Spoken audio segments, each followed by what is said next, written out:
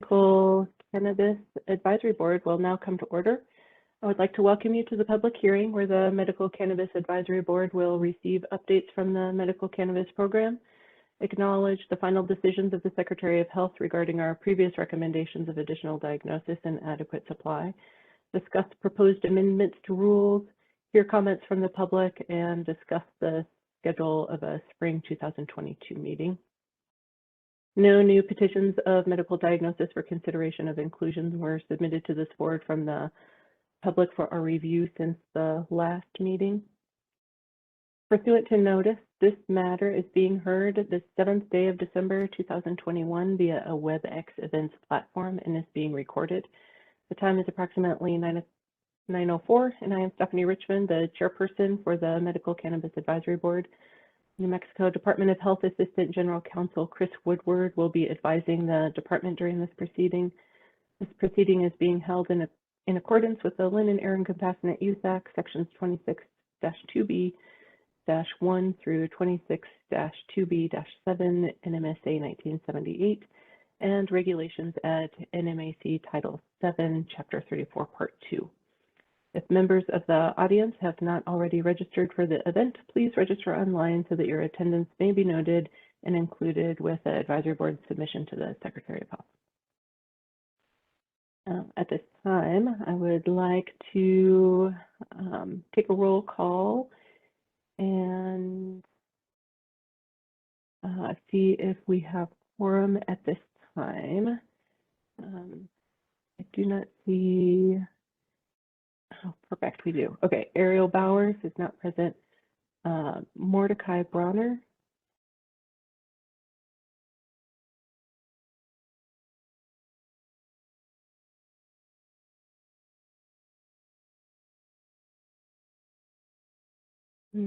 I see that you are logged on, Mordecai. We'll come back to you so that you can announce your presence for us. Thanks. Chantal. Good morning. I'm here. Rachel Goodman, not present. Courtney Marquez. Here. Ellen Plymel. Thank you. Bye. Thank you, Ellen. We're doing roll call. Thank you. Devin Quinn is not present. Myself, Stephanie Richmond, and Tracy White. Good morning. Good morning. All right, so there are 5. Oh, and Mordecai is also still here. Excellent. So there are 6 of 9 advisory board members present and therefore have established quorum.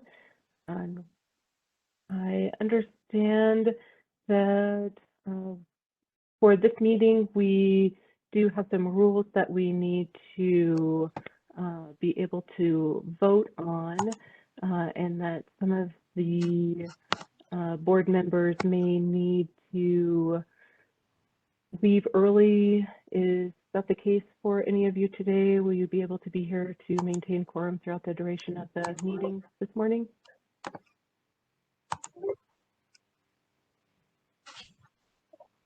I may have to leave early. Okay, so for in order to help maintain quorum and to make sure that we can do some voting, I motion that we break with the agenda and move to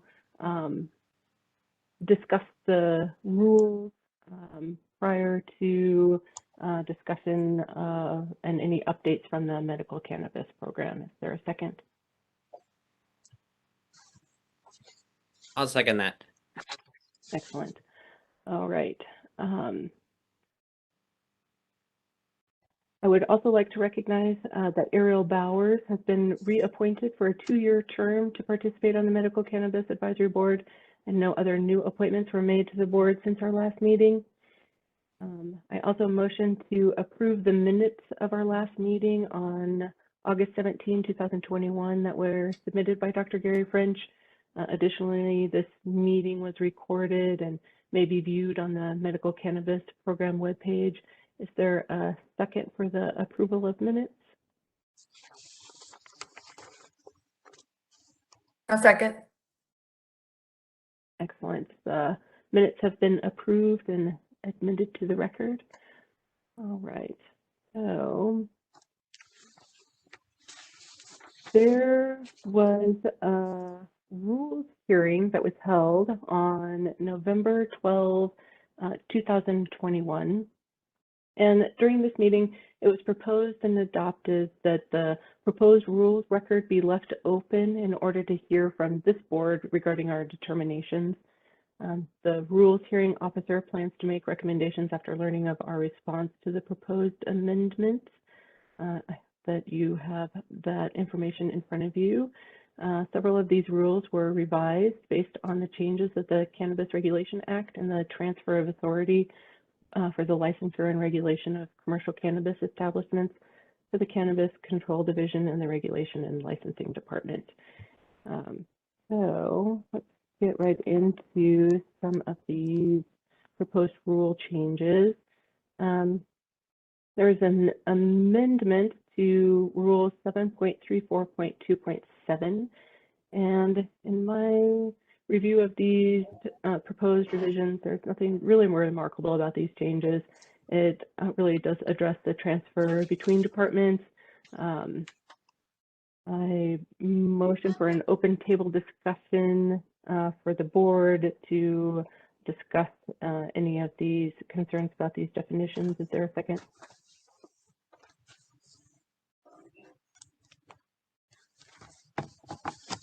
I'll second that.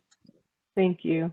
Did any board members have any questions about the proposed definition changes in this 7.34.2.7?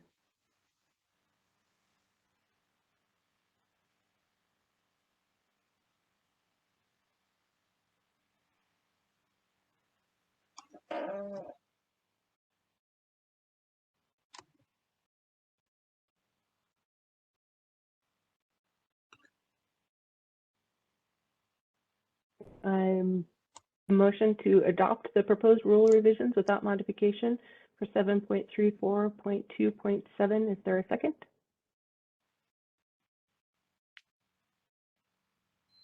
I'll second.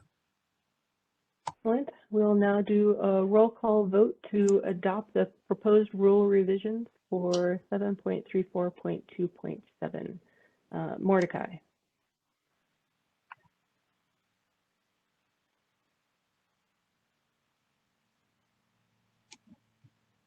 All right, I'll come back. John Paul.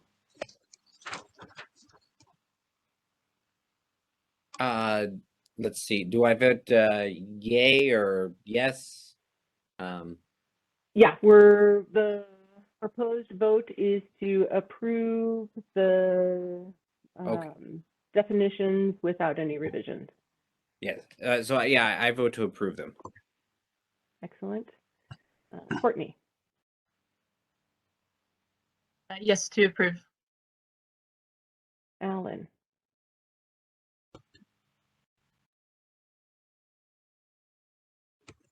I approve. Tracy. Approve. I also approve. Mordecai able to weigh in. Mordecai, try, I see that you're on your phone. If you dial #3, we can help you out there.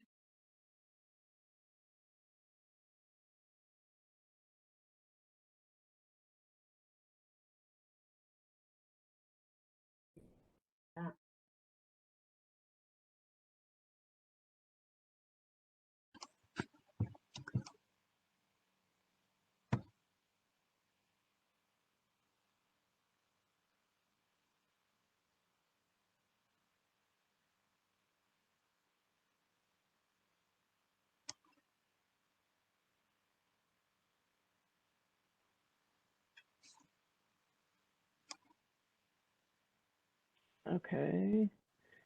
Due to quorum of being able to have 5 votes, sorry that we can't hear from you, Mordecai. We'll keep trying. So by a vote of 5, the Medical Cannabis Advisory Board has voted to approve the amendment to 7.34.2.7. All right.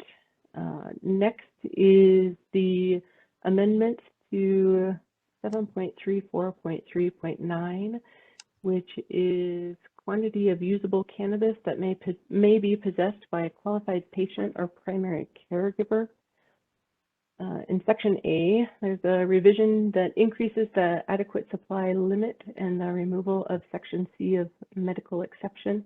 It also includes new text to explain the significance of the adequate supply limit in light of the enactment of the Cannabis Regulation Act. I also actually had a question about this section too, because I'd like to ask the Department of Health about.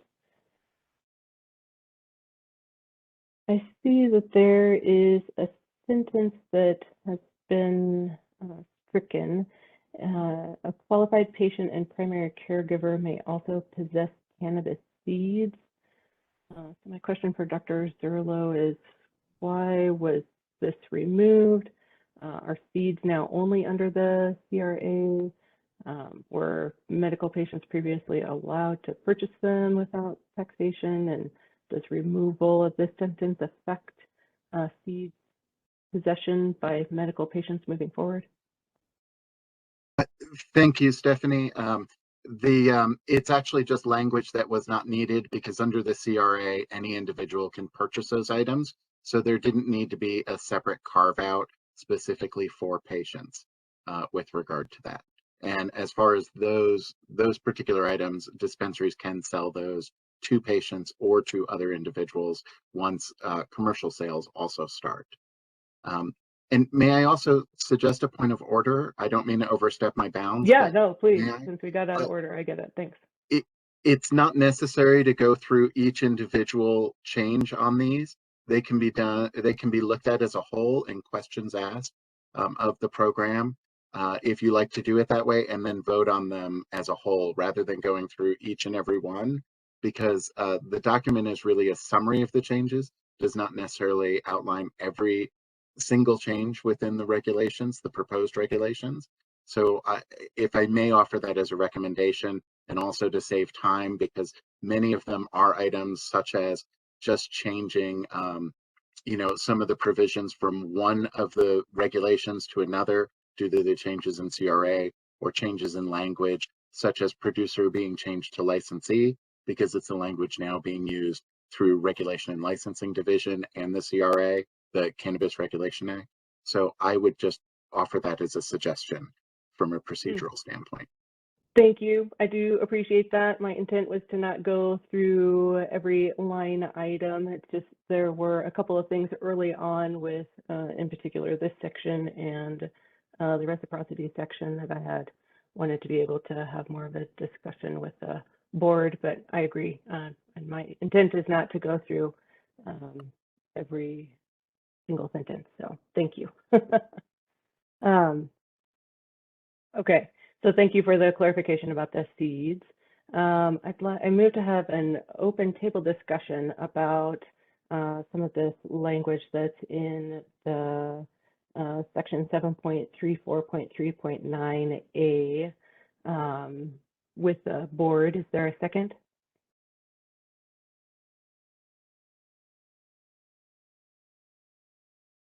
I'll second. Thank you. All right, so I'd like to discuss with you guys about some of this new language that is introduced in this section. I see in particular this: a qualified patient and a primary caregiver may possess the amounts of cannabis permitted in accordance with the Cannabis Regulation Act once commercial cannabis sales are authorized by Cannabis Control Division to begin. I appreciate that this is something that is included, and I can imagine that this is also just to be able to allow the medical patients to have more of the cannabis under the CRA, because that's how it is worded right now. I didn't see that wording of the commercial cannabis was defined in the definitions. Commercial sales wasn't defined. I also know that we talk about this adequate supply at every one of our meetings, and so I also would like to be able to protect the medical cannabis patients in order to be able to have access to at least 425 units based on what we have had approval for recently from the secretary. So I propose that we consider changing this language to say something that is more along the lines of a qualified patient and a primary caregiver may possess no more cannabis than authorized by the Cannabis Regulation Act or the Medical Cannabis Program. I think that this would make sure to protect the medical patients to be able to have access to the 425 units. Certainly, I understand that the CRA is higher. We may have change of legislation in the future. If that wording changes in the future, like our wording has also changed for adequate supply and potentially has a decrease in the future, I want to still be able to have those medical patients have access to whichever is greater. What do you guys think? I move we adopt that language. And as Dominic said in a previous meeting, there is a way if somebody runs a little bit short that they can get an added small amount. And so that protects it just in case, but that he had very few people that needed more. So I think that would be adequate. I also think that, okay, I appreciate that. The other proposed revisions of this rule is actually to get rid of that medical exception that's later on in the section 7.34.3.9 because of the higher supply that the CRA currently is allowed for. So that medical exception is actually going away. Does anybody else have any comments about that language or agree or disagree with my perspective on being able to allow the medical cannabis patients to have access to at least the 425 units?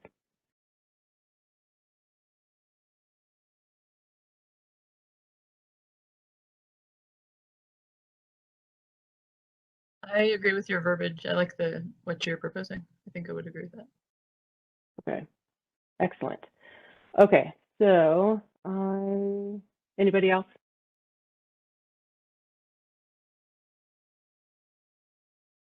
Okay, so I motion. I also agree. Okay, so for clarity of the record, I motion to adopt the proposed rule with our modification for the 7.34.2.9a. Is there a second?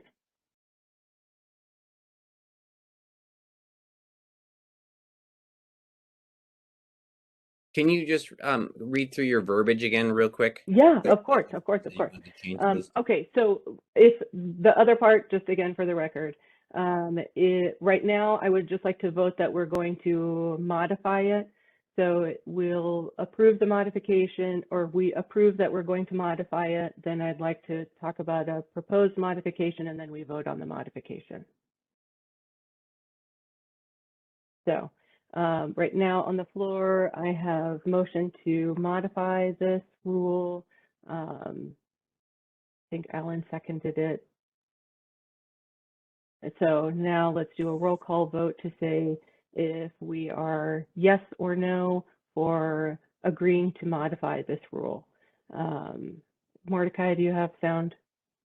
I agree. Okay, excellent. John Paul,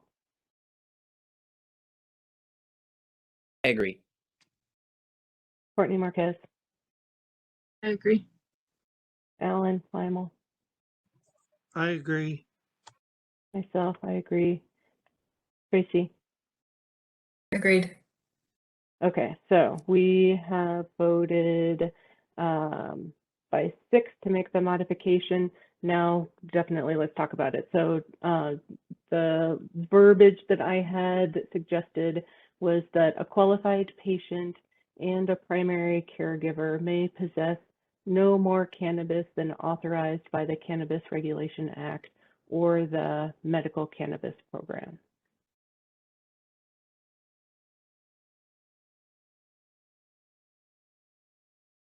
Stephanie, do we need to add whichever is more? I know, right? I thought about that too, and I thought that I was getting away with implying which one would be more by saying or, because right now the CRA is more, but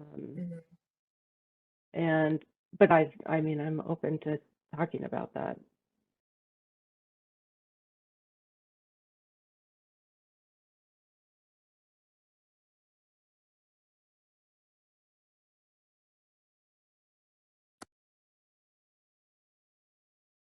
Madam Chair, can I offer some clarification about this?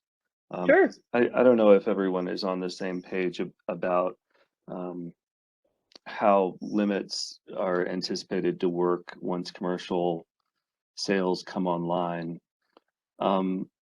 So basically, and this is not sort of a new position. This is the position that the Department of Health and Regulation and Licensing Department have taken in sort of interpreting the Limited and Compassionate Use Act text and the Cannabis Regulation Act text, that currently the only limit in place is the adequate supply limit. So that is a medical cannabis limit.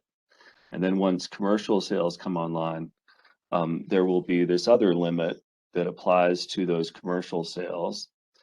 And how you determine what is a medical sale, a medical purchase, and what is a commercial purchase is basically whether the purchase is being made by a patient or a primary caregiver or by conceivably a reciprocal participant. Because if it's not being made by one of those individuals, then it must be a commercial purchase, right? And then for commercial purchases, I believe under the Cannabis Regulation Act, the only limit is a transactional limit. And I want to say it's 2 ounces per individual transaction, but there's no sort of overall limit there. If the person making the purchase, imagine that commercial purchases have come online and I'm a patient and I go to make a purchase. My purchase is going to be a medical purchase up to that 90-day supply, adequate supply limit. And so long as I'm within that limit for the 90 consecutive days within which I'm making this purchase, that's a medical purchase and it falls under the adequate supply limit. The big significance being whether it's taxed or not, because under the Cannabis Regulation Act, commercial purchases are subject to excise taxes and these various taxes that medical purchases are not going to be subject to. And so I realize this is a little complicated, but it's not necessarily an either or as far as what limits apply. Ultimately, strictly in terms of how much cannabis someone can acquire, once commercial cannabis purchases come online, there won't be any limit on how much someone can acquire other than the transactional limit per transaction. But there is no overall limit once commercial sales come online. There's really just a limit that and I'm speaking now about people who are 21 years and older. For people who are under 21, it gets a little more complicated.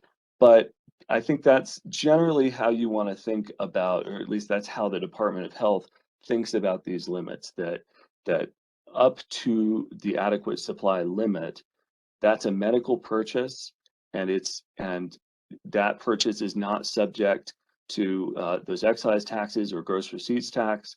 And then past that limit, now you necessarily are into the commercial transaction, but again, there's no overall limit. So anyway, I hope that's not too confusing, and I hope that's some assistance.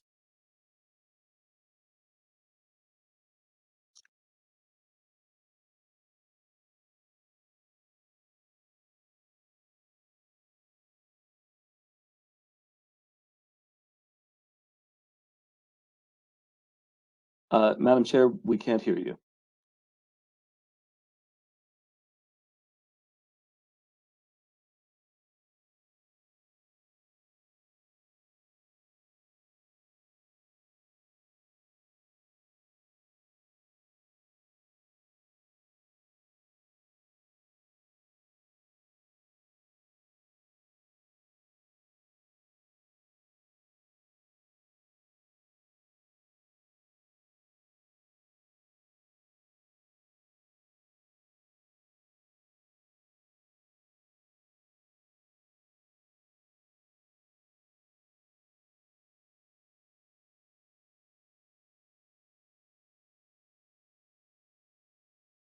Madam Chair, you are still muted.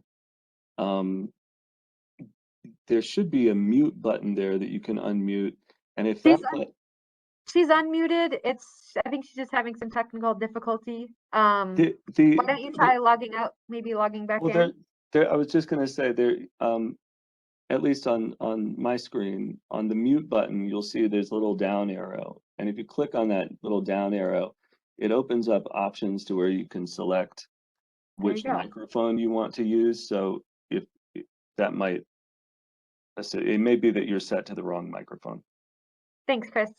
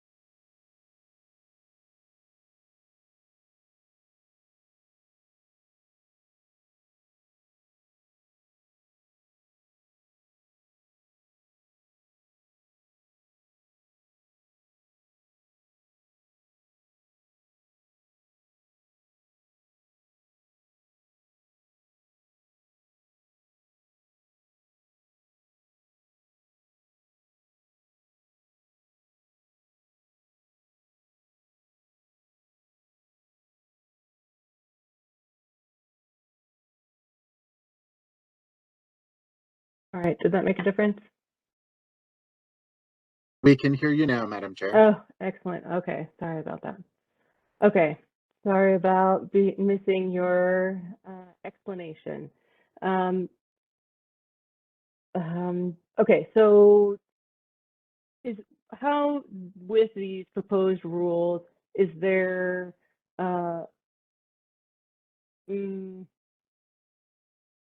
when I read this, it looks like, oh, the CRA says that you can have a lot of the medical, or the supply limit is higher with the CRA.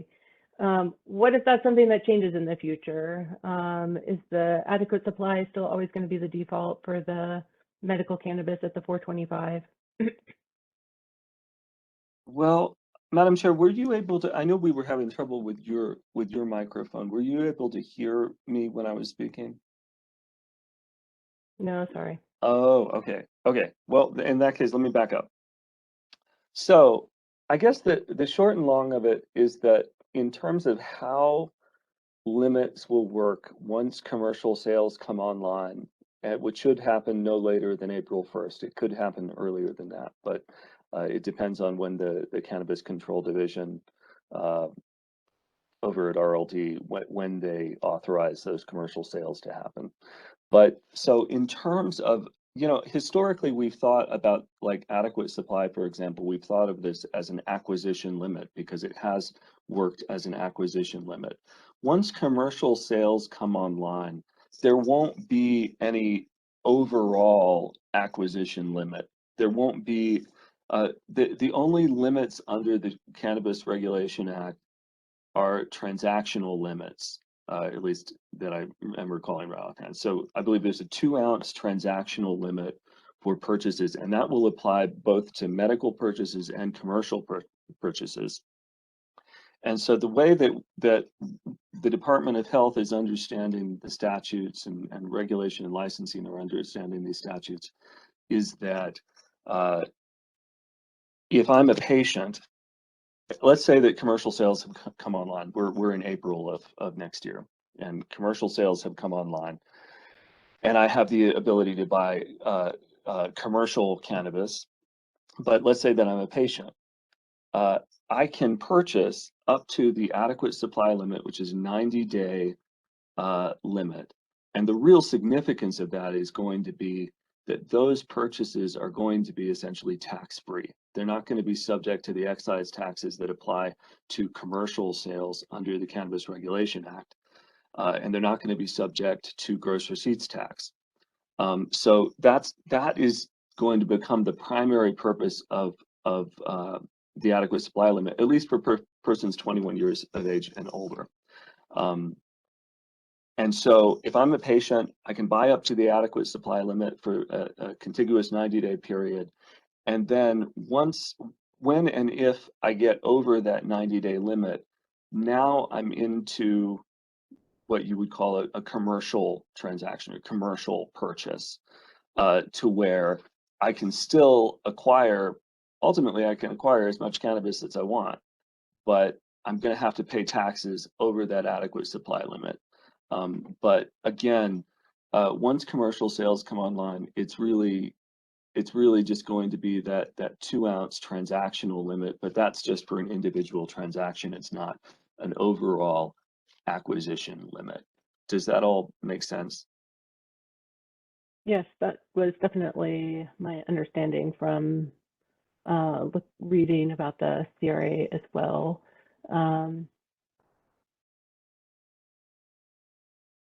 Does anybody else on the board have any questions about this?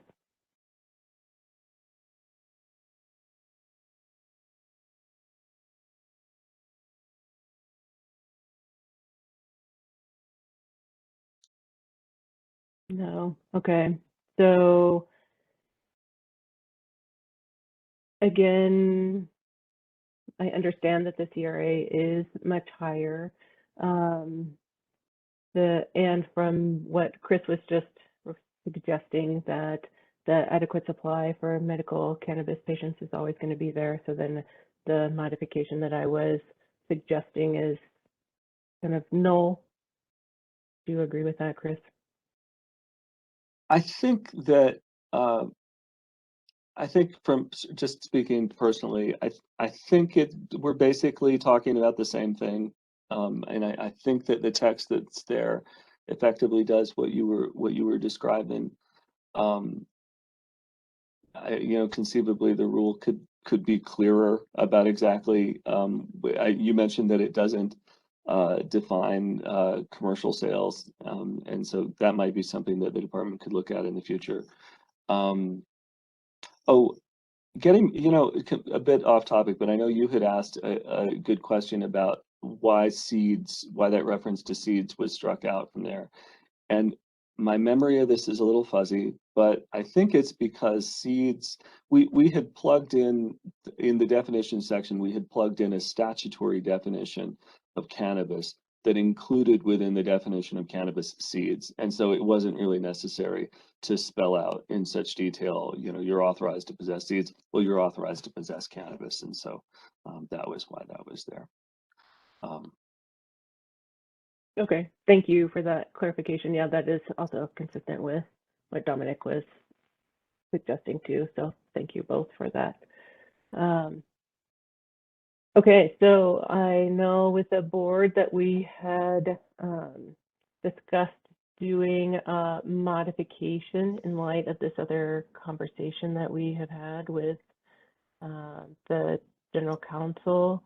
You guys have any other questions? Is it something that we need to have any kind of other modification to this language in this section regarding the commercial sales? I mean, I get it. I think it's really also just kind of to another point that another board member brought up, like whichever is more, just being able to legally protect the medical cannabis patient from being able to have that amount. So I appreciate that part as well. Yeah, it is, Madam Chair. I guess if I trying to think of how I can sort of condense I guess the thing is that it's not an either or with the limits. It's not like there's the patient limit or the commercial limit.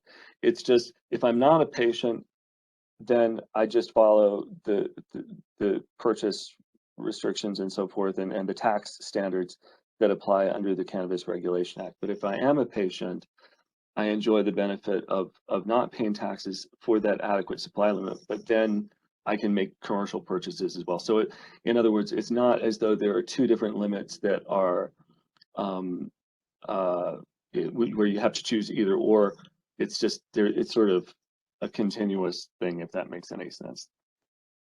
Yeah, I do agree with that. I think I was just because this board has addressed adequate supply many times. If any kind of supply issue is something that may change if we have a different change with legislation from the CRA in the future. And when I read this language, it seems like, oh, right now the CRA is higher. So you can have up to that amount. It's just kind of some of the impression that I had from reading. I guess maybe another way to think about this, you raised the point of, you know, what if the CRA I think my speaker died again.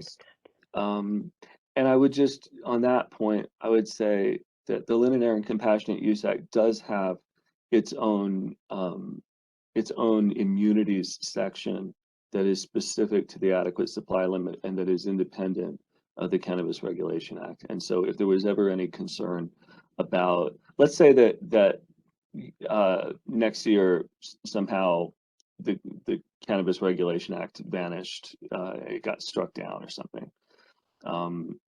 The Lynn and Aaron Compassionate Use Act would still be there. Oh, did we lose the chair? I think she said her microphone wasn't working again, so perhaps she will rejoin. Okay, I guess we'll just give her a minute, a few minutes, yeah. Thanks, Chris. Sure.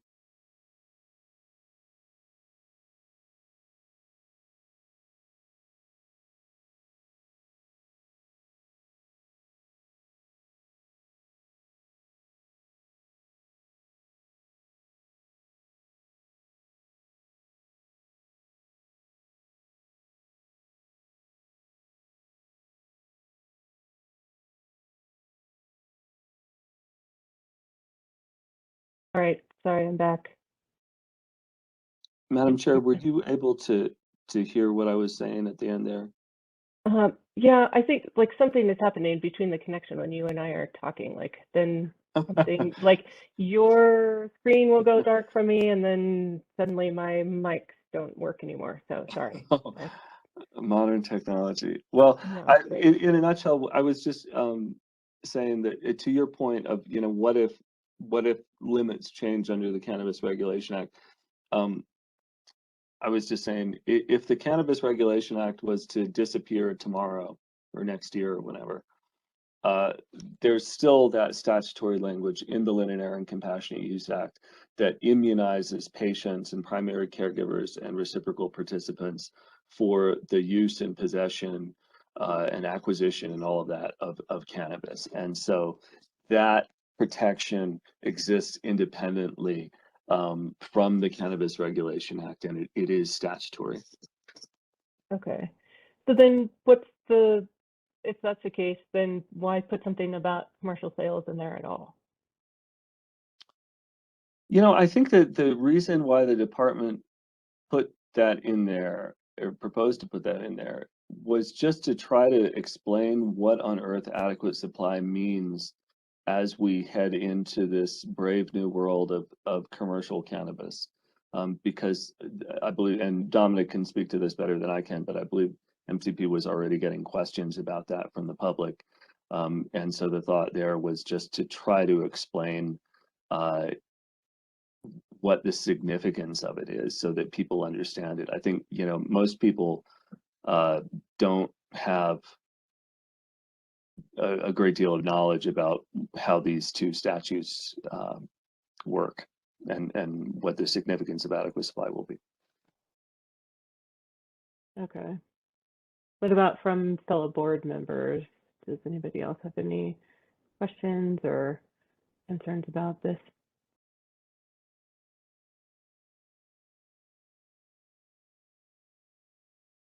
So in light of the fact of being able to have some other protections for the adequate supply, do you guys feel like we need to do any kind of modifications to this inclusion of commercial cannabis verbiage that's in that section 7.34.3.9a?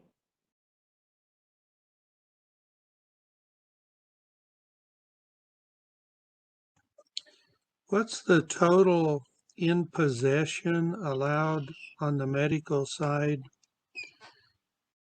at any given time? Yeah, the medical side is 425 units in 90 days, is my understanding. And Right, but can somebody possess that whole 425 at one time? yes, Yes. now, especially because of the CRA, because the CRA does not put limits on the amount of cannabis that you can possess in your home. And how about on the recreational side? Is there a limit to what somebody can carry or possess? So, Let's hear from Chris about that. So just a couple of things. It is a little confusing. So with the passage of the Cannabis Regulation Act, you can possess just as much cannabis as you please inside your residence. And that's true for anyone. And it's true for anyone currently, even though commercial sales haven't begun. But that is a residential limit.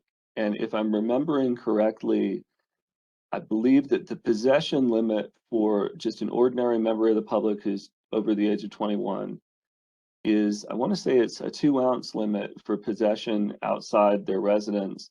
But reading the Linen Air and Compassionate Use Act together with the CRA, given that the Compassionate Use Act has its own immunities section that relates to possession and that immunizes people for possessing an adequate supply, our interpretation has been that, oh, we lost Alan. Yep. Am I doing this to people? Everyone I talk to disappears. Oh gosh. Okay. Alan, are you back?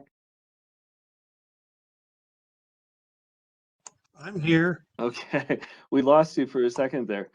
I was just saying that I think that for patients and for primary caregivers, the possession limit is going to be the adequate supply limit, or at least for outside the residence. Within the residence, obviously you go to the higher limit that the CRA allows for, which is basically limitless inside the residence. So yes, 425 units would be how much they can possess, how much a patient can possess outside the residence.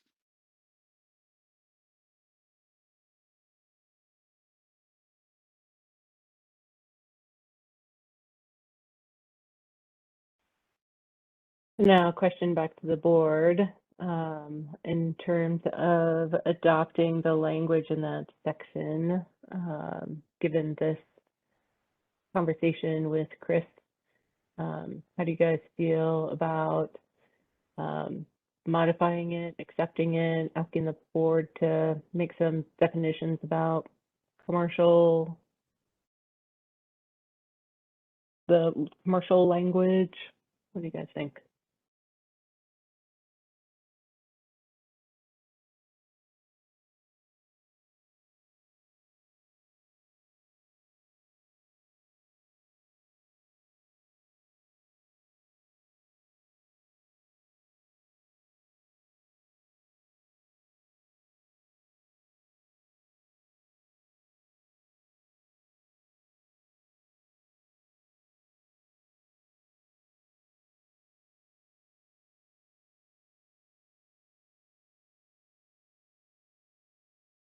No comment. I think with that additional explanation, I think that maybe we don't need to make any further modification. Okay. And this-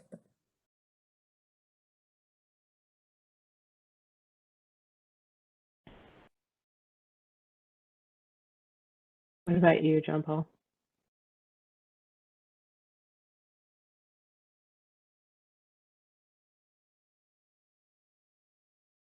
Well, I found the explanation to be very clear, but looking at the actual verbiage itself,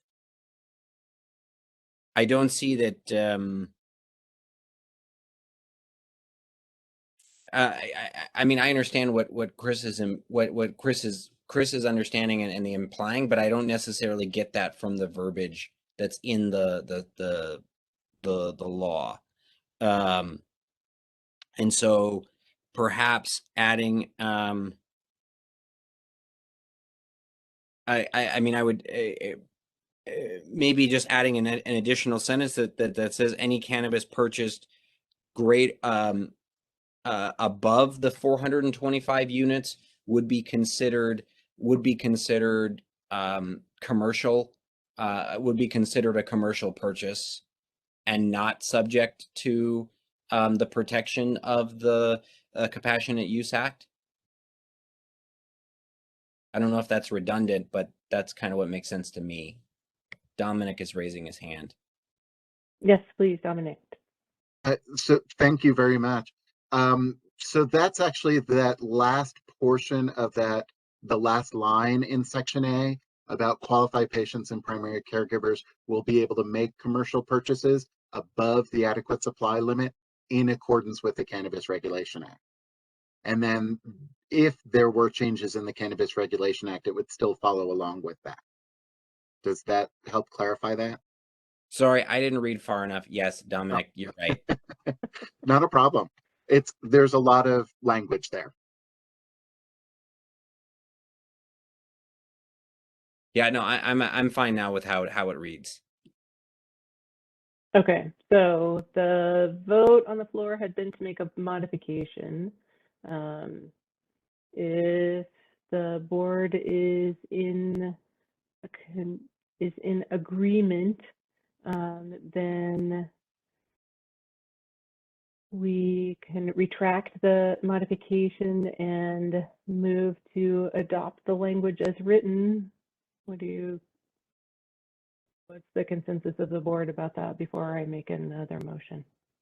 I'm fine with that. I would second that. Okay, so it has been seconded to agree. Okay, well, let's do this. So I motion to adopt the proposed rule revisions for 7.34.3.9 without modification. John Paul approved or seconded that. So let's see about doing a roll call vote for that. Mordecai. Yep. John Paul. Yes. Courtney, Yes. Alan. Yes. I will also say yes. Tracy. Yes. Excellent. Okay. And then in terms of, so we have agreed to approve the language without any modifications in the 7.34.3.9A. The remaining rules, we can have an open table conversation about the rest of the proposed revisions. Is there a second? Madam Chair, if Yeah. I may, I would suggest, but just for purposes of discussion, I don't know that you necessarily need to take a vote or make a motion for discussion purposes. I would suggest just discussing them as you go through them, and then when you come to a point where you think that you have an idea for, if anyone has an idea for a motion to make a recommendation, at that point I would make a motion. But otherwise, I think discussion is fair game. Okay, perfect. Trying to prevent what happened at one of the last meetings where I had to go through the whole meeting again. So I appreciate that. Okay, so if they're in the 7.34.3.9C, that, to Alan's point, that gets rid of the medical exception just because of the quantity that is higher currently with the CRA. So that gets rid of the medical exception that providers do for patients in order to get them a higher adequate supply. Is there any conversation amongst the board members regarding that?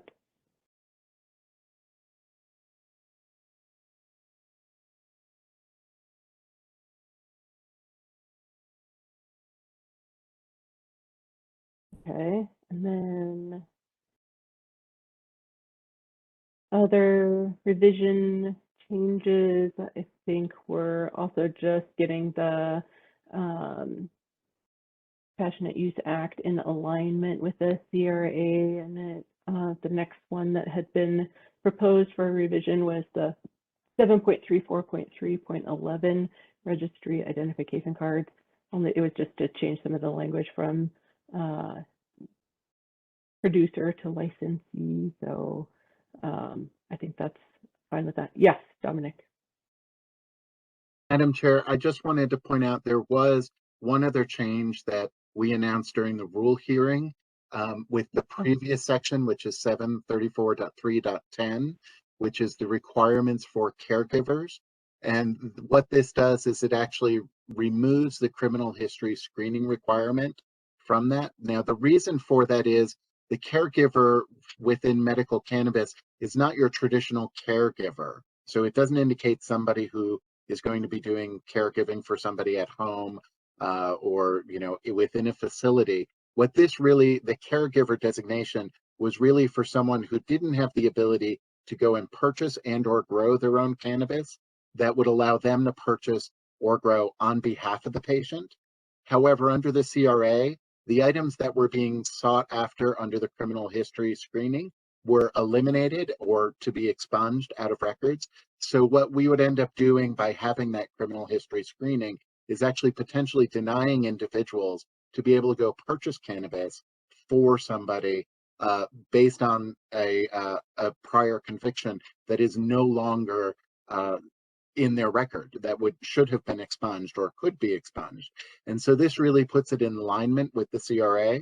Now, I know a concern that has come out from some individuals in discussions has been that, well, what if a caregiver does have a criminal background, meaning a primary caregiver that we use within the normal definitions in medicine about somebody who is giving in-home health care and all of that, and they would still have to follow the same licensing requirements that that they would have to do to become an at-home caregiver or working within a facility such as hospice or somewhere else. So it doesn't eliminate criminal screening from those types of caregivers, just for the purpose of being able to obtain cannabis for the patient. And I see we actually, that Stephanie just dropped off again. So And I'm not sure how much she heard there. Hello again, Stephanie.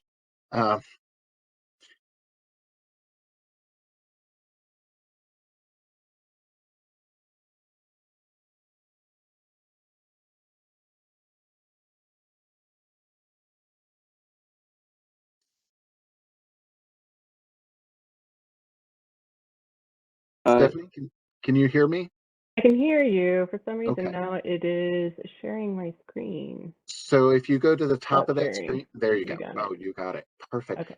So what I was saying, and I think you may have dropped off just as I was getting to the point, that individuals who are caregivers for a patient, whether it's at home or within a facility, who are licensed caregivers, so under the normal medical definition, the use that we would use within most of medicine regarding a caregiver, they would still go through the same criminal history screening that their licensure requires.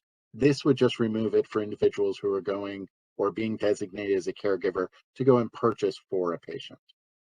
Perfect. I like that. I like that it is in alignment with the CRA too. I don't have any concerns about that. Does anybody on the board have any questions about that?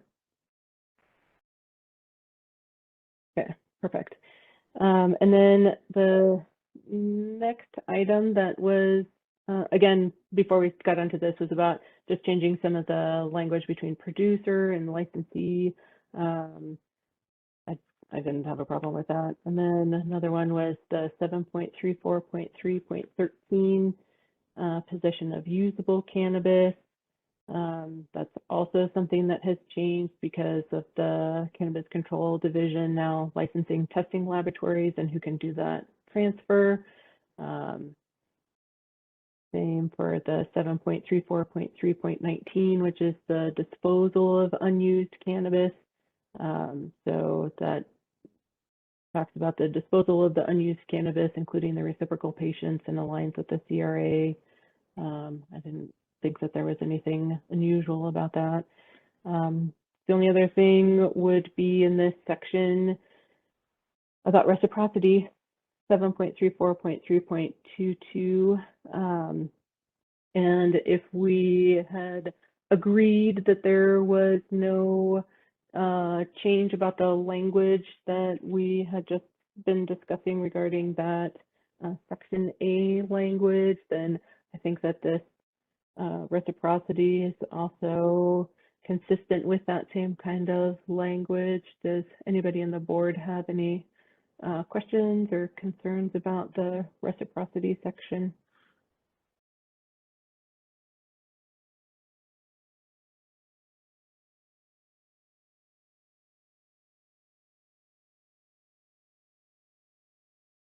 And part of the updating of that section is that it is a new section. It also includes some new language about registration, compliance with rule requirements, and then it gets rid of the reciprocity section 7.34.4.28 because of these other updates that they're proposing. So we didn't have any concerns about the previous language about commercial sales. This is also in alignment with that previous language. What do you guys think?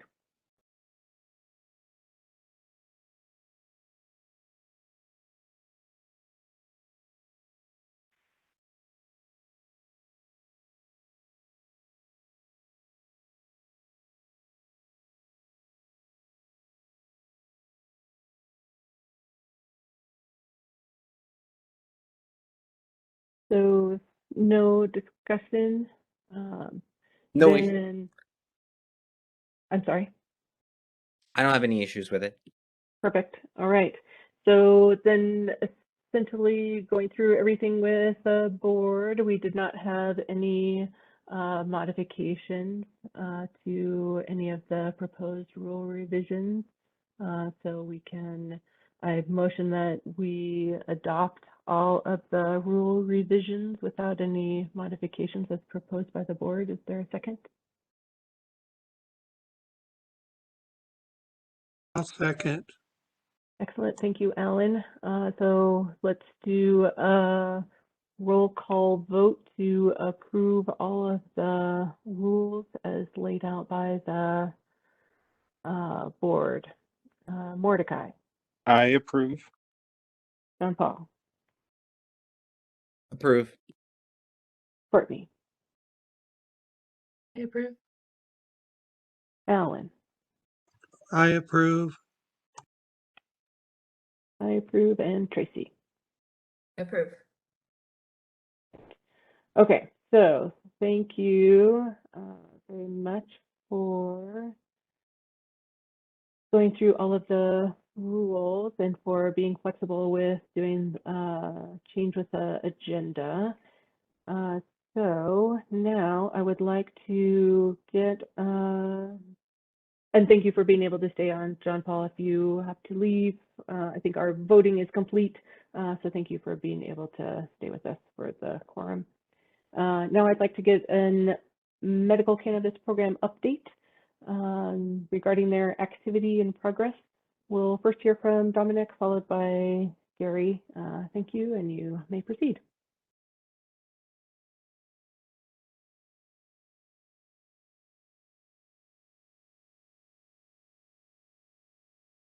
Oh. You're muted, Dominic, Dominic. you're muted.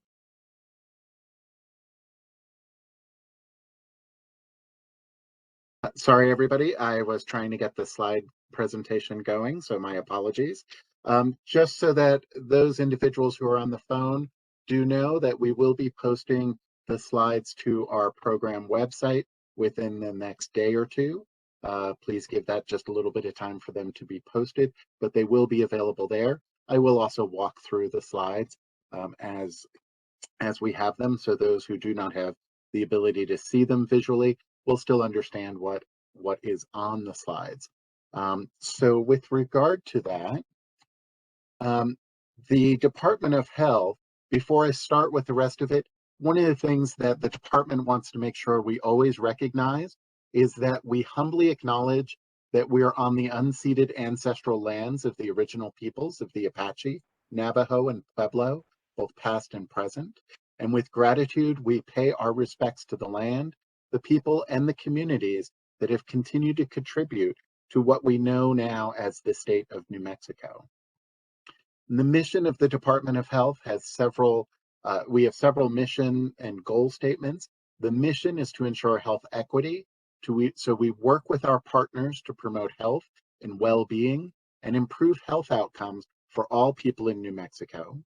Our goals are to expand equitable services, improve health status for all New Mexicans, ensure safety, and support each other by promoting an environment of mutual respect, trust, open communication, and the needed resources for staff to serve New Mexico and to grow and reach their professional goals. So the Lynn and Aaron Compassionate Use Act, the purpose of the Lynn and Aaron Compassionate Use Act remains to be able to allow the beneficial use of medical cannabis in a regulated system for alleviating symptoms caused by debilitating medical conditions and their medical treatments. There are many different state agencies that are working together on cannabis issues at this time. We have adult use, which includes the Regulation and Licensing Department that is now has the authority with regard to issuing licenses for cannabis cultivation, manufacturing, testing, couriers, and dispensaries to regulate cannabis sales. And they also have the Cannabis Regulatory Advisory Committee, which is their committee body, similar to the Medical Advisory Board, but for the Cannabis Control Division. On the medical side, we still have Department of Health, which is in charge and has the authority to administer the medical patient registry, which includes patients, caregivers, and reciprocal participants. We also have the Medical Cannabis Medical Advisory Board, the board currently meeting, and in addition, the newly formed Public Health and Safety Advisory Committee, which I am happy to be able to say and announce, they are having their first meeting next Wednesday, December 15th, starting at 1 p.m. And that information and the link for it will be posted to the program website later today. And during that meeting, some of the things that they will be discussing is how their committee and how their advisory committee will be, what their goals and how they're going to move forward, how they're going to function, and the election of a chair. Some of the other areas, of course, that are working with regard to cannabis issues is hemp with the Environment Department and Department of Agriculture. In addition, the Department of Public Safety, Workforce Solutions, and then many other departments are also involved with regard to cannabis, including, for example, Higher Education Department, because they have educational programs that they are starting up and working with various institutions with regard to cannabis. And so this really is a new era with regard to cannabis here in New Mexico.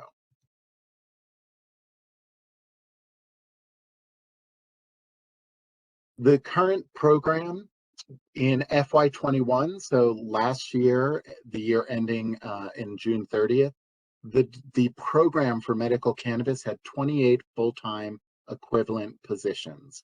So we had 28 FTEs. With the advent of the Cannabis Regulation Act, there were 13 positions transferred from the Department of Health to the RLD Cannabis Control Division. Out of those positions, 8 of them were part of the license and compliance section from medical cannabis, and 5 others that came from the patient services side.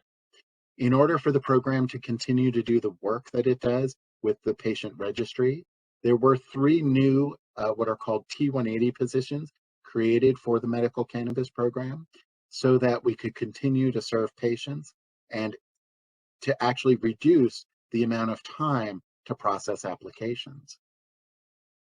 And to give you an idea, as of the end of September of 2021, there were 124,000 patients enrolled in the program. The program also processed just under 15,000 applications and renewals from July 1st to September 30th. So that's just a 3-month period. So if we extrapolate that out, that ends up being approximately 60,000 various applications a year. However, one of the things that I do want to caution everybody, that includes re-enrollments, annual certifications, and that number is increasing, and that continues to increase on a regular basis. I do have on the slide a map that shows the number of patients that are within each county. And so for those who are on the phone, you will be able to see that map in the presentation or once the presentation is posted to our website. Patient enrollment continues to be steady at this time. Since September of 2019, the program has actually increased by approximately 52,000 patients in a 2-year period. And when we actually look from September 2019 to September 2020, there were 26,000 additional patients. And from September 2020 to September 2021, there were another 26,000 additional patients added to the enrollment. So the number of patients who are enrolling in the program has stayed steady and consistent over the last 2 years. The 3 most commonly enrolled and qualifying conditions are, out of the 28 qualifying conditions, are PTSD with just under 68,000 individuals enrolled under PTSD, and then severe chronic pain with 37,685 individuals enrolled, and then cancer with just over 6,000 individuals enrolled. Now, this is all as of the end of September 2021. I will say we have had an additional approximately 3,000 patients who have been enrolled in the program since that time. So these numbers would increase slightly with that. But with these 3 conditions alone, that covers 111,000 of the patients that are currently enrolled in the program, leaving only another 13,000 patients enrolled under the other qualifying conditions. So one of the things that the program really wants to look at is we really want to look at some of the research and actually help to encourage research with regard to these conditions to ensure that patients are getting what they need when they're enrolling under these conditions. One of the big achievements of the program this past year has been the introduction and the use of the online patient portal. And this can be utilized for in-person and telehealth visits. Patients can actually utilize the portal to register, to complete their applications and annual certifications, as well as renewals and information change forms. They can also utilize the portal for checking on their remaining units. Now, this has been a very important tool during COVID-19 because it helps to reduce the number of contacts individuals need to have in person. And especially with regard to telehealth visits, because then there's not a situation where applications need to be mailed from one individual to another to get those original signatures, because it can be done electronically. So this has been very important for the tool for the program. And at this point, I would like to actually invite Dr. Gary French to be able to present. But before I do that, are there any questions from the board that I can help answer?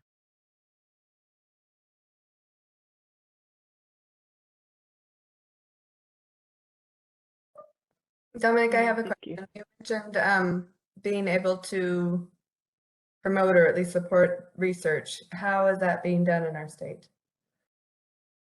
Great question, Tracy. Thank you. So some of the things that we're doing and there are other organizations that are starting to work towards research as well. There are quite a few researchers at UNM, for example, who are working on this, including with UNM ASAP. Sorry, my apologies. I'm so used to using the acronyms that for a moment I forgot. The alcohol and substance programs at UNM. UNM CASA, the Center on Alcoholism, Substance Abuse and Addictions. And so we're working to collaborate with them as well as other researchers and other parties in order to be able to do additional research to find out the effectiveness of cannabis, potential strains, dosage amounts, and of course, depending upon the qualifying condition. So a lot of that work is moving forward now, but there are several researchers that have already been moving towards that at our various higher educational institutions. And so we're working to collaborate with them more. One of the things that we are hoping with the Public Health and Safety Advisory Committee is to be able to bring that information to that committee to help foster it and improve that collaborative, that collaborative space here in New Mexico. One thing that did happen this last year and a half, was there is an organization that has been granted the right to be able to grow cannabis for research purposes that is located just outside of Grants. Now that's on a national level, but of course with them being here in New Mexico, I definitely see us being able to benefit from that as well. I hope that helps. Thank you. Okay. Thank you, Dr. Zerlo. Thank you. All right, let's hear from Dr. French. All right, thank you, Stephanie.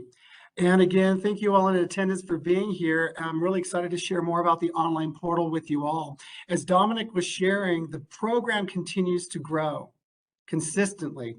And not only is it growing, it's getting more dynamic. And this electronic portal is part of that. And I think that this electronic portal is going to help us as we continue to grow. And so I'm going to share my screen here, and I want to do an actual walkthrough with first a provider signing in and then a patient. Last time I did this presentation, I used static slides, and it was a pretty static presentation. I'm not quite sure you were able to see how slick this online portal is. So let me start sharing and get on with the show.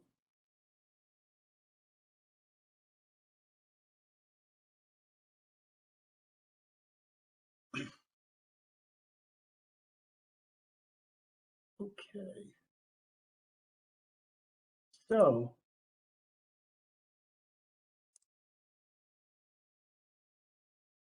you should see can you see the screen? Okay. Yes. So this is the test patient screen with the test patient email, or rather test provider. Let me go to the provider. And this probably is the most important piece of information I have to share today. Is this is how to get to the portal landing page. And so one's going to type in MCP-patient-tracking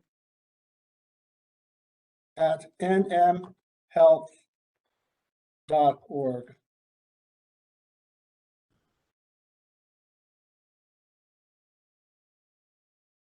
So here's the landing page.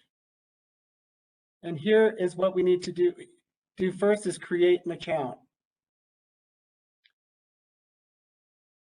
So this provider, first name is Test, last name is Doctor.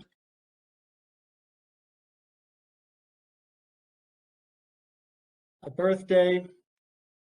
And this box becomes more relevant for patients more than for medical providers. I'll explain more later. And the email for this provider.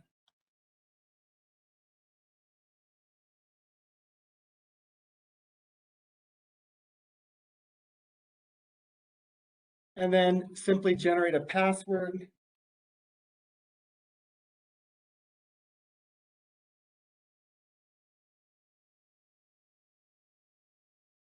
And submit. So what the provider has done in this instance is they've registered their email with the program. Upon doing that, the provider will receive an email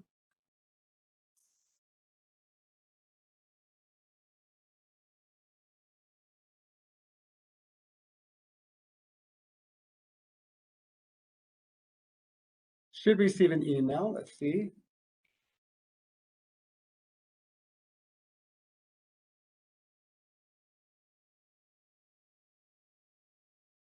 Okay.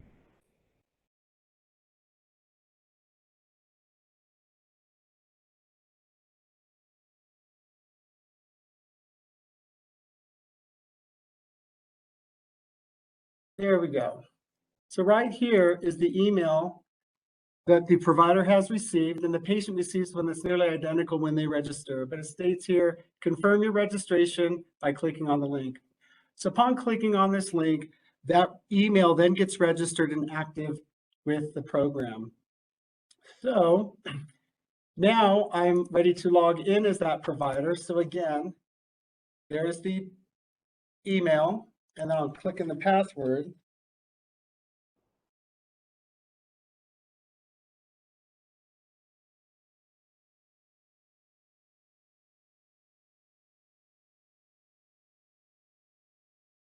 And now I'm logged in. So at this point, the provider would go to applications, and right here you can see medical provider application. So the medical provider then would fill in this information. So again, all medical providers do have to have a New Mexico controlled substance number that is active and does work. So here's the medical provider. Again,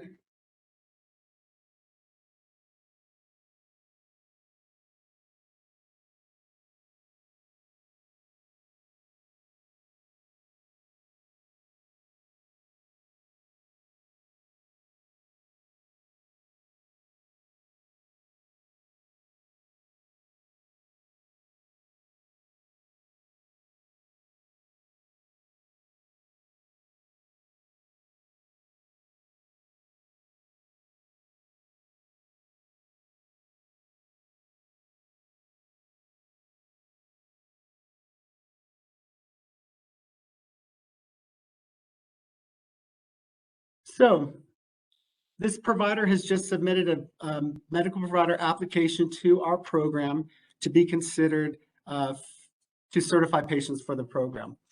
At this point, I'm going to stop sharing right here. At this point, what happens is that comes into our data center here. I review each one of those applications.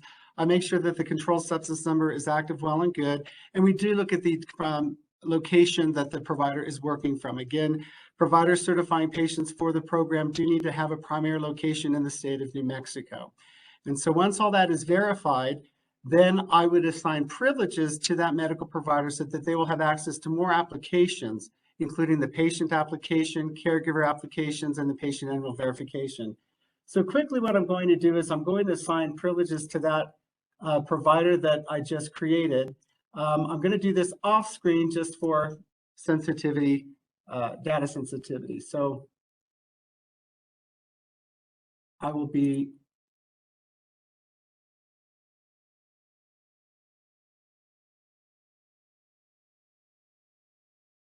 doing this quickly. And again, this is what we do internally with each one of the medical provider applications. Once I've assigned privileges, then we'll go ahead and we'll do a patient app.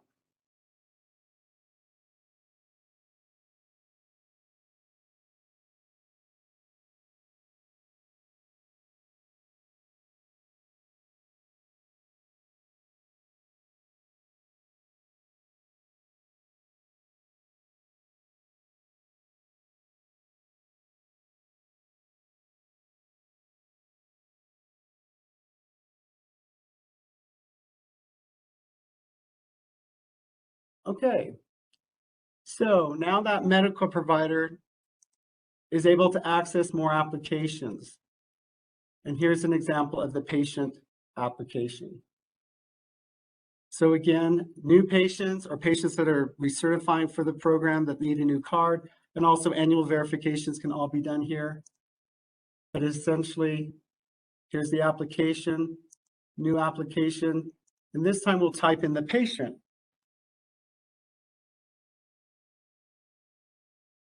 Hey, Gary, I think you need to reshare your screen. You can't Okay. see anything. There we go. Thanks. So again, what I did is I went up here, selected patient application, and it brings me to this screen. The provider decides if it's a new application or a 3-year recertification. If it's a patient just needing an annual verification done, they would click annual verification, which is a slightly different application. As you can see here, the provider's information will be pre-populated. But let's go back to the new application.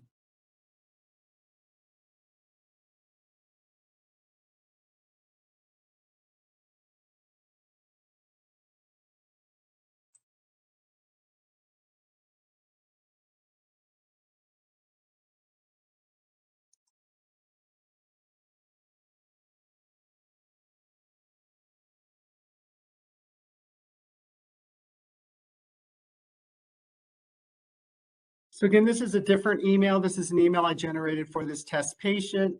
And what we should see is that the patient's going to receive an invitation email to complete their application. Again, the provider's information, once they're registered for the program, this all pre-populates. It makes it easier for our medical providers. The patient will then receive an email instructing them to complete their portion. And again, the patient, it works much the same way. They log in, click on the link in the registration that therefore activates their email address, and then they can navigate the applications much as I just showed you there. Again, instruction sets are on the landing page. We're always here for questions as well. If there is any training that needs to be done, we do set up some Zoom calls to do that. So that's all I'm going to share right now. I'm having a little bit of trouble with what I wanted to upload in the notes section there, but it's a great program. I'm glad we're utilizing it, and I'll stop there. Excellent. Thank you very much, Gary. I appreciate the update for that. The other agenda item is that we have heard back from the Secretary of Health, Dr. David Grace, regarding some of his recommendations based on what we had submitted to him for review for additional diagnosis inclusion in the past. He did not adopt the inclusion of ADHD, ADD, anxiety, and Tourette's This had also been presented to the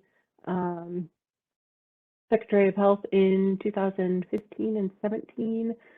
He also cited some confusion about the adults only that we had suggested. He did not adopt the tobacco use disorder, stimulant use disorder, hallucinogen disorder. He did adopt our suggestion to increase the adequate supply and further increased it to 425 units. He also did not adopt the medical cannabis therapy for seizures in animals. Is there any comment from the board members about these recommendations from Dr. Scrace?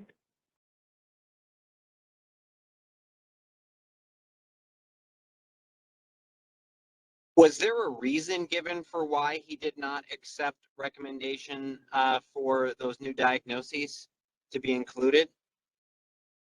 He did not. I'm sorry, was that something, like, could you guys not hear me when I was just talking?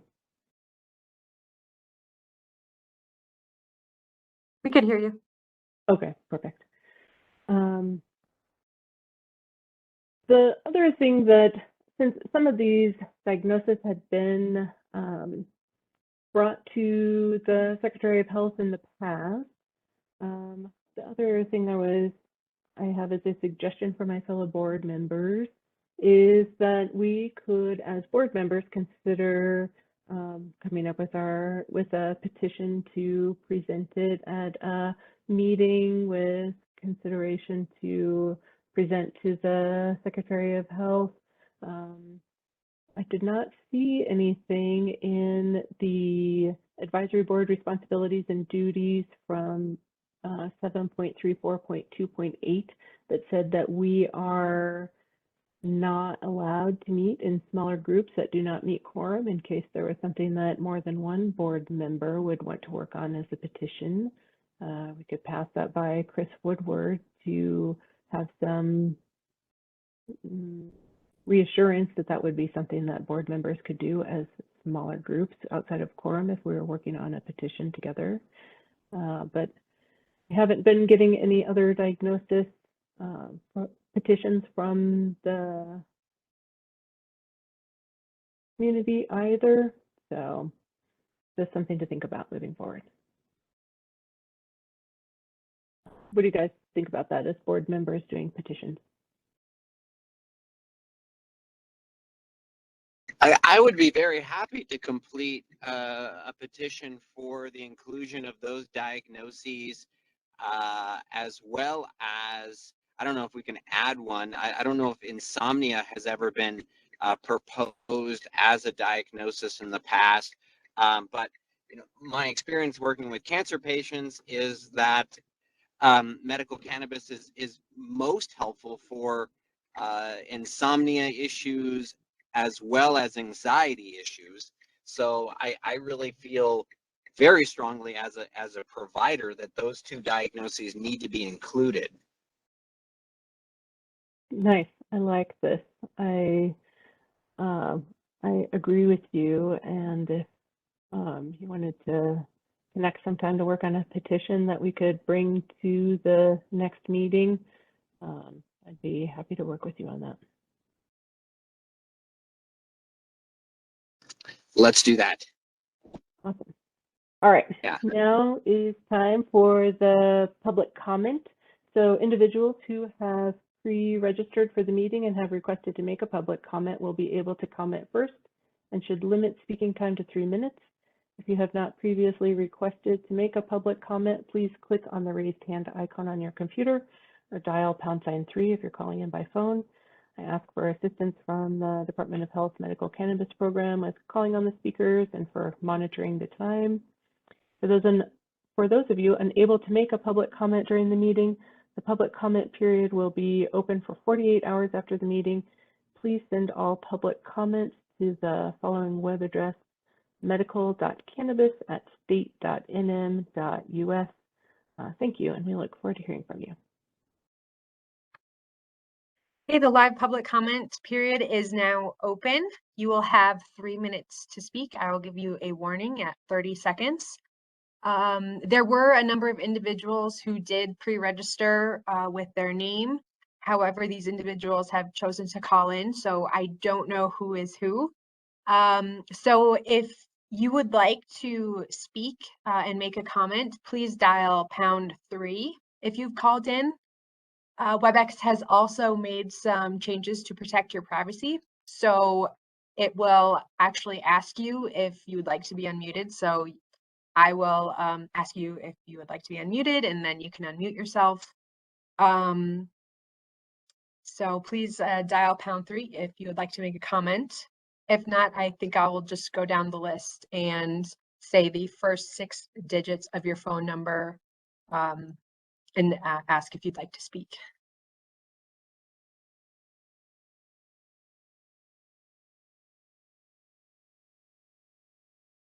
All right, I'll start with call-in user number 10. First 6 digits of your phone number are 505-401. Requesting unmute. See if it works.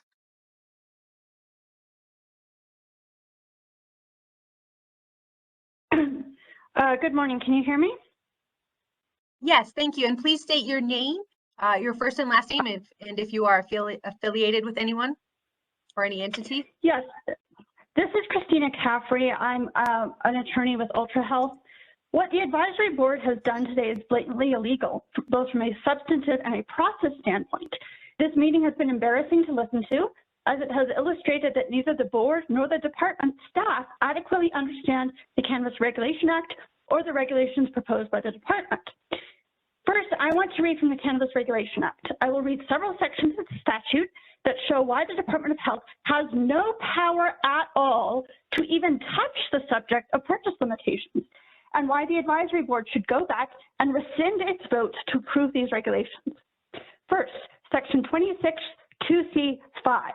That section says, except for administration of the Medical Cannabis Registry, the power, duty, and authority of the Department of Health related to the medical cannabis program shall be transferred to the division on the effective date of the Cannabis Regulation Act. And that means the Cannabis Control Division within the Regulation and Licensing Department. That means that the Department of Health simply has no power to limit the purchases of medical cannabis patients. Next, section 26(2)(c)(25)(a)(1) reads, the following conduct is lawful for a person who is 21 years of age or older: possessing, using, being under the influence of, displaying, purchasing, obtaining, or transporting not more cannabis than authorized by the Cannabis Regulation Act. Next, section 26(2)(c)(3)(b)(4)(a) directs the Cannabis Control Division within RLD to promulgate rules stating that, quote, a person who is 21 years old or older shall not purchase more than 2 ounces of cannabis, 16 grams of cannabis extract, and 800 milligrams of edible cannabis at one time. The statute says person. Now, I think medical cannabis patients are persons, and I don't think that should be a controversial position. I don't believe that they are some lesser class. I certainly don't believe that they are 3/5 of a person. They are persons, and they deserve all of the rights outlined in the statute. And if this board thinks that medical cannabis patients have lesser rights than other New Mexicans, that is seriously concerning. Next, section 742(3)(c) states, the cannabis excise tax shall not apply to retail sales of medical cannabis products sold to a qualified patient or primary caregiver who presents a registry identification card. That's it, period. There is no volume limitation on the tax exemption. No matter what quantity of cannabis medical cannabis patients purchase, it is tax exempt. Similarly, the gross receipts tax exemption contains no volume limitation, none at all. So what the Department is trying to do is make some medical cannabis taxable and some not taxable. That is a blatant violation of medical cannabis patients' statutory rights. And it should be very concerning to this board, which is supposed to be the guardian of the interests of medical cannabis patients. And in fact, there are medical cannabis patients who could not even get onto this meeting because the Department of Health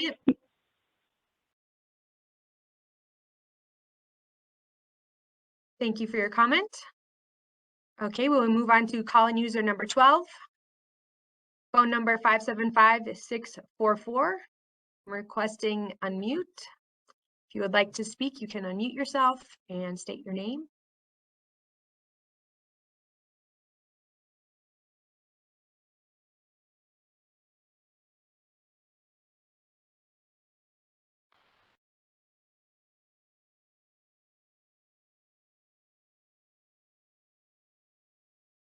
Hi, can anybody hear me?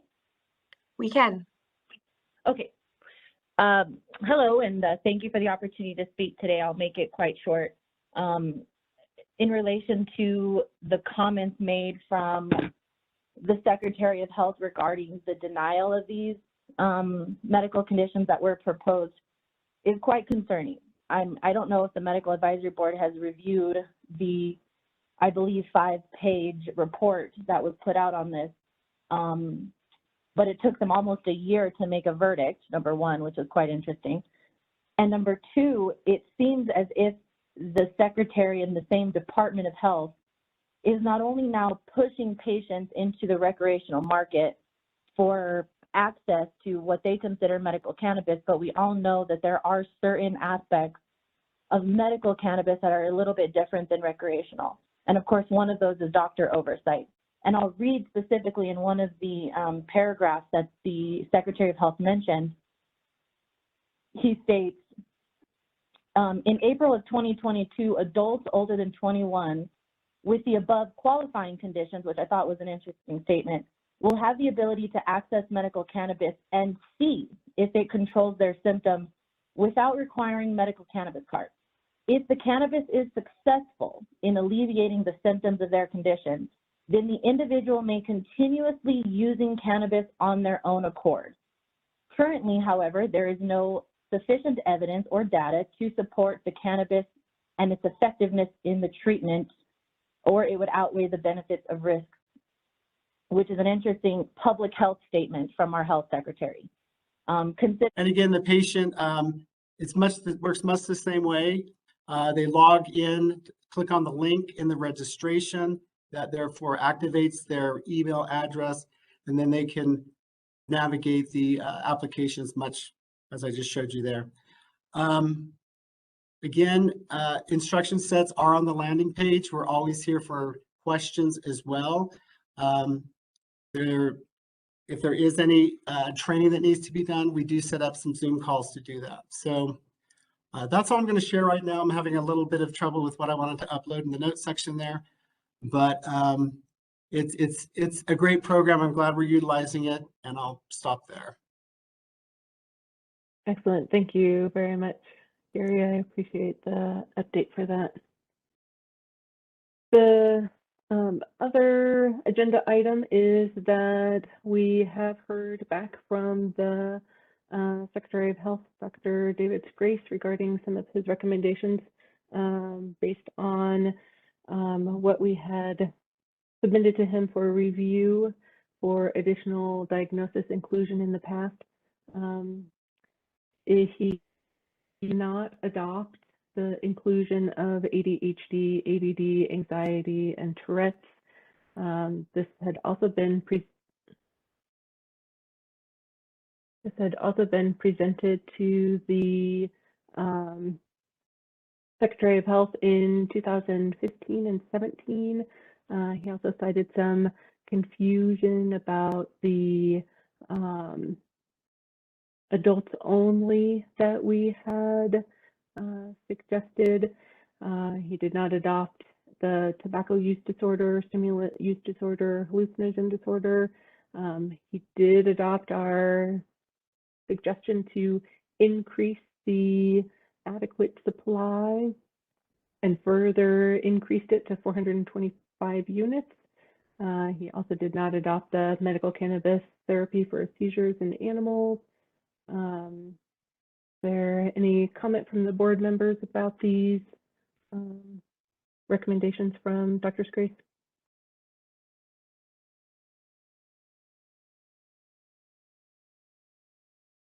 Was there a reason given for why he did not accept recommendation for those new diagnoses? to be included? He did not. I'm sorry, was that something, like, could you guys not hear me when I was just talking? We could hear you. Okay, perfect. The other thing that, since some of these diagnoses had been brought to the Secretary of Health in the past, the other thing I have as a suggestion for my fellow board members is that we could, as board members, consider coming up with a petition to present it at a meeting with consideration to present to the Secretary of Health. I did not see anything in the advisory board responsibilities and duties from 7.34.2.8 that said that we are not allowed to meet in smaller groups that do not meet quorum in case there was something that more than one board member would want to work on as a petition. We could pass that by Chris Woodward to have some reassurance that that would be something that board members could do as smaller groups outside of quorum if we were working on a petition together. But I haven't been getting any other diagnosis petitions from the community either. So just something to think about moving forward. What do you guys think about that as board members doing petitions? I would be very happy to complete a petition for the inclusion of those diagnoses, as well as, I don't know if we can add one. I don't know if insomnia has ever been proposed as a diagnosis in the past, but my experience working with cancer patients is that medical cannabis is most helpful for insomnia issues as well as anxiety issues. So I really feel very strongly as a provider that those two diagnoses need to be included. Nice. I like this. I agree with you. And if you wanted to connect sometime to work on a petition that we could bring to the next meeting, I'd be happy to work with you on that. Let's do that. Awesome. All right. Yeah. Now is time for the public comment. So individuals who have pre-registered for the meeting and have requested to make a public comment will be able to comment first and should limit speaking time to 3 minutes. If you have not previously requested to make a public comment, please click on the raised hand icon on your computer or dial #3 if you're calling in by phone. I ask for assistance from the Department of Health Medical Cannabis Program with calling on the speakers and for monitoring the time.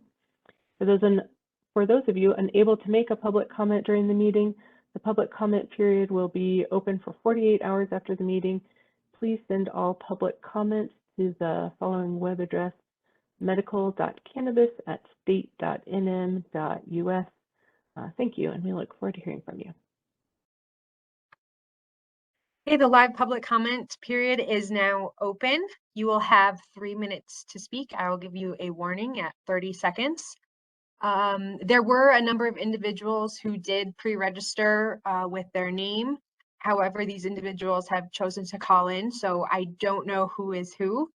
So if you would like to speak and make a comment, please dial #3 if you've called in. WebEx has also made some changes to protect your privacy. So it will actually ask you if you would like to be unmuted. So I will ask you if you would like to be unmuted, and then you can unmute yourself. So please dial #3 if you would like to make a comment. If not, I think I will just go down the list and say the first 6 digits of your phone number and ask if you'd like to speak.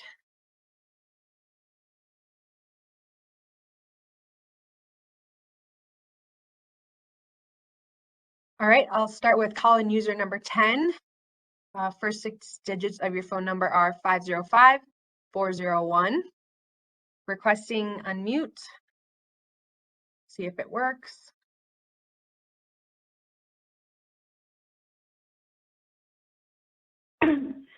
Good morning. Can you hear me?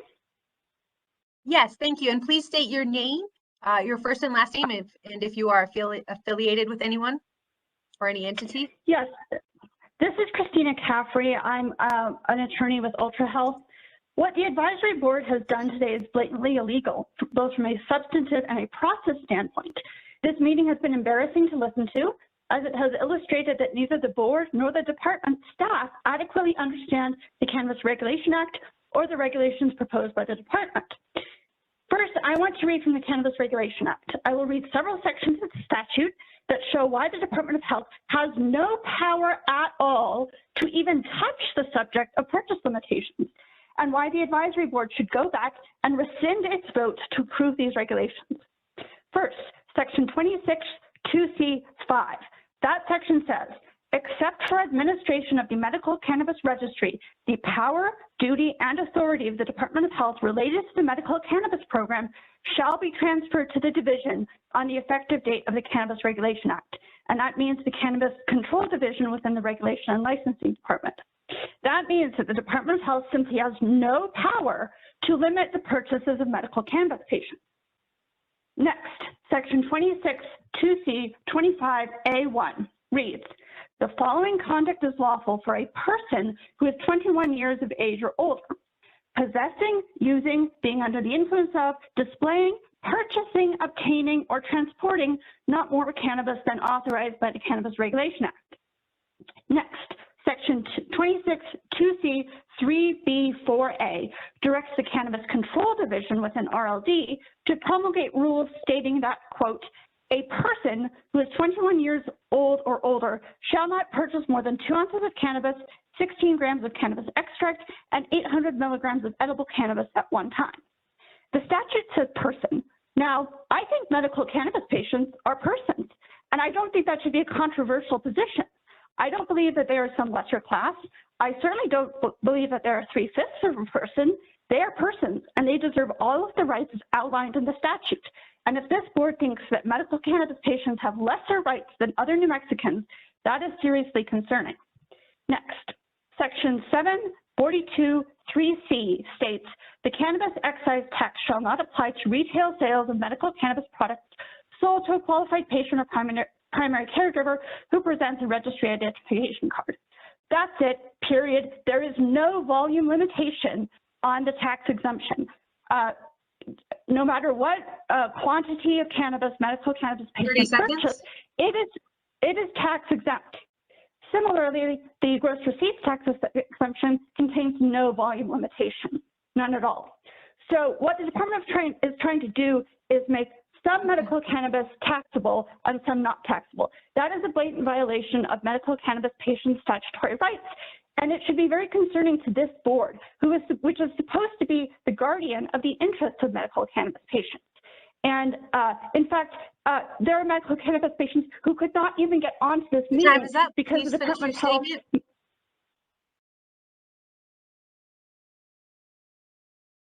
Thank you for your comment. Okay, we'll move on to call-in user number 12.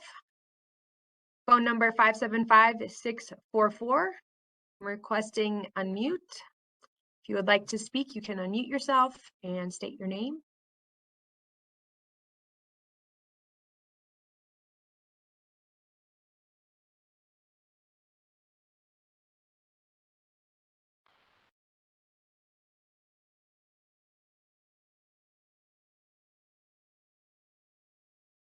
Hi, can anybody hear me?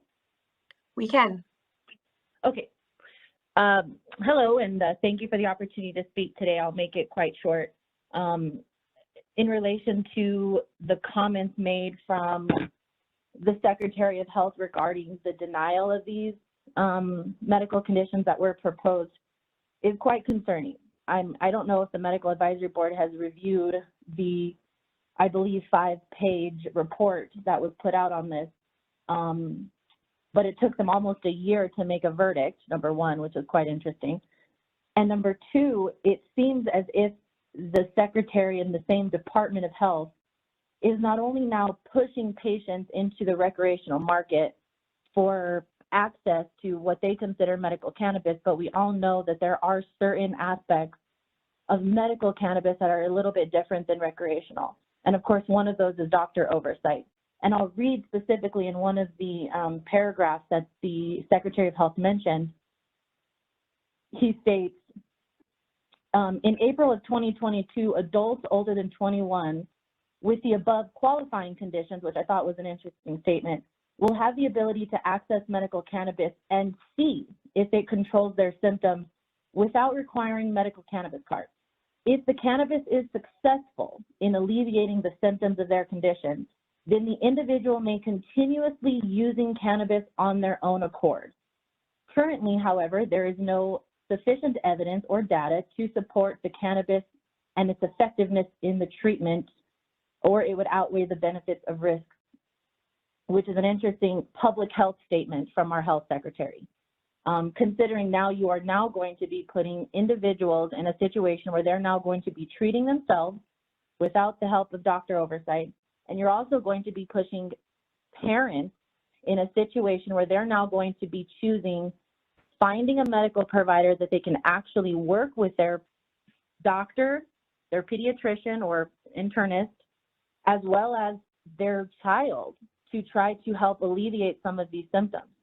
So I find it very interesting that a state secretary official would make comments that is putting patients and caregivers in a situation where they have to choose between recreational and medical cannabis. Not to mention the tax implication. You are now asking patients who are going to be looking for medical value to be paying an increase of 21%.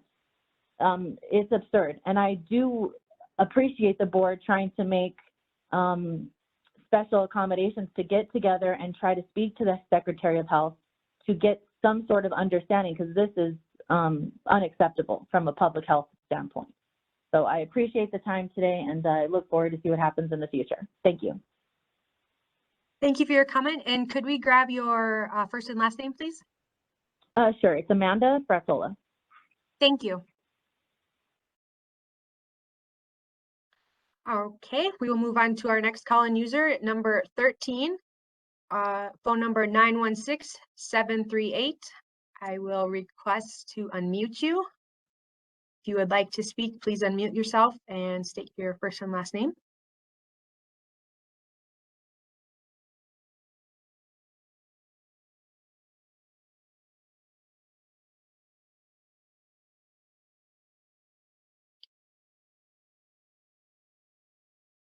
Can you hear me? Yes. Good morning. My name is Candy Deaton. The reason I'm calling, and you can tell me if this is appropriate or not, my concern with the program has to do with the medical patients like myself. I can grow at my house and I can stay under the limit, and I can still have enough to sell to the dispensaries or sell back to the state, but I'm not allowed to do that because I live next door to a church. But I'm allowed to grow myself in my limit anyway. I just can't sell it to the state because I live next to a church and I can't give a micro license. I think that they need to come up with something in between that. I'm retired and it could really benefit my income, and it wouldn't be any different, no different plant count or anything, only just the ability to sell back. And I don't know if there's anything that y'all can do or if it's even appropriate, but I just wanted to voice my opinion on that.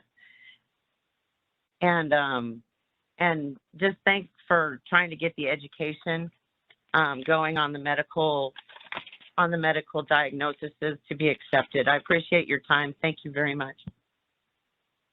Thank you. Appreciate that. Thank you for your comment. Okay, moving on to call-in user 14. Phone number is 505-515. I will request unmute. You could state your first and last name. If you would like to speak, you can unmute yourself.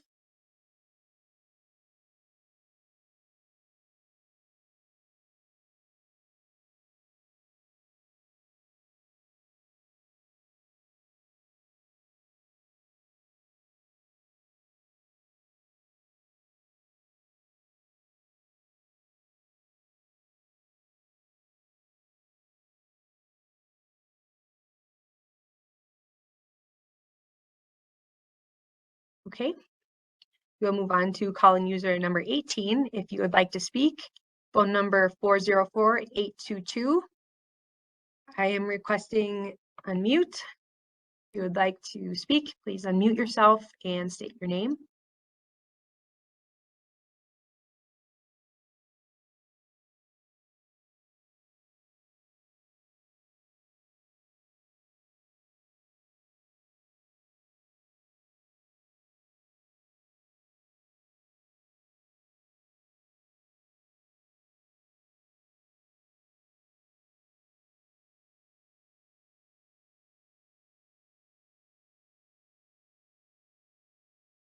Okay, we'll move on. Looks like call-in user number 17 has raised their hand. Thank you for that. Phone number 575-781.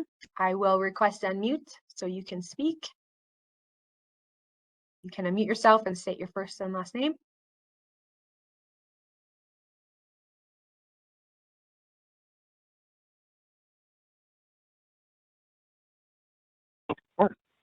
Of course, thank you, and happy holidays, everyone. Don't forget to get your booster. My name is Cullen Vujosevic, Cullen Vujosevic. I'm here on behalf of the New Mexico Patients Collective. We're, of course, one of our larger just patient advocacy groups here in the state. I do just want to also touch base on other echoes that we've heard this morning of just kind of the lack, I guess, of almost concern for a lot of our patients, where if they do need a bit more of that supply access from, it's just, okay, well, then you can simply purchase from an adult use point at that effect. And I think that's where it gets a little bit more risky, because we are sending vulnerable patient populations then out into an adult use primarily themed dispensary with little to no medical training or experience, or even the bud tenders working in those dispensaries. I mean, I've worked in a lot of our dispensaries in New Mexico, and I know for a fact there's a pretty big difference between medical patient dispensaries and adult use cannabis dispensaries that are just pure recreational sales. So if we don't have any kind of medical training required or education requirements coming to bud tenders that do service medical patients, then we are setting ourselves up for some future liability problems in this state by having non-medical professionals or people that are non-medically trained handling suddenly the care of medical patients, sometimes fragile at that, or even their caregivers, in an adult use or recreational sale context. So we do need to be able to make sure that the DOH is also enforcing some kind of education and training requirement for employees and dispensaries that are handling medical cannabis patient sales. But beyond that, I think that even myself, I know how difficult it is to actually get a unit increase. I had to do it more than twice. And even then, the experience that I walked away with from trying to get my unit increase as an epileptic patient, it was very difficult and unfriendly from the New Mexico Department of Health. So I know that we could make things a little bit better and easier, and I really do just want to focus yet again that it's my second or third time asking in this meeting that can we please have the Department of Health yet again remember that it's patients we're working for, it's vulnerable patients sometimes at that, and I know everyone's stretched really hard. I know the pandemic and everything has been hard on everyone, but when it comes to our medical cannabis patients, we can't drop the ball of care for them. We have to still continuously advocate for the needs of our patients and work together to ensure that everyone is adequately getting the medication they need. And that may not be assigned to just some arbitrary number. We actually have to look at 30 units seconds as far left. as content. But I just wanted to say thank you for your time, everyone. Happy holidays, and go get your booster. Thank you for your comment. Moving on to call-in user number 2, phone number 480-246. I will request unmute. If you would like to speak, please unmute yourself. State your name.